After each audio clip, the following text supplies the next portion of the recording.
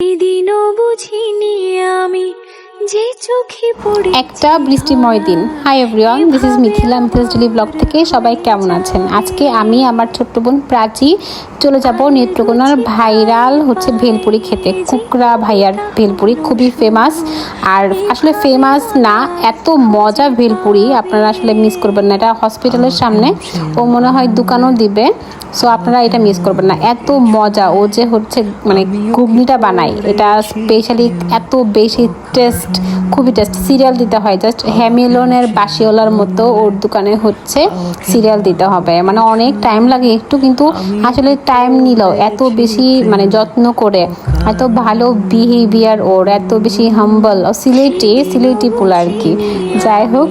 আর সিলেটের মানুষ আসলে ভালো, খুবই হাম্বল। আমার খুবই ভালো লাগছে ছেলেটাকে। ছোট মানুষ, খুব যত্ন করে। ওর বাবাকেও নিয়ে এসেছিল ওদিন স্পেশাল ছিল, যদিও নাগামরিচ ছিল, তো আমি নাগামরিচ আমাকে একটা গিফটও করছে।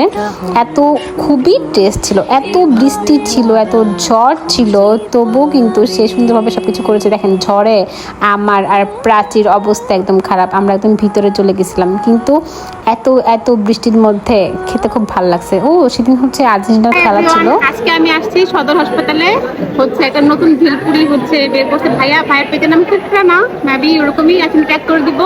মানে এত ভিড়, হ্যামিলনের কাশিওয়ালার কিছু যেরকম মানুষ থাকে এরকম, আমি ট্রাই করে আছি। না, নাগা দেখেছি সোজা কর ক্যামেরাটা, এই যে সোজা।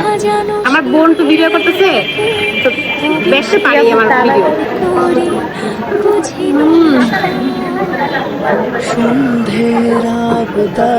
ভাই একটু যেন থাকেন, ট্রাই করবেন, কি যে মজা।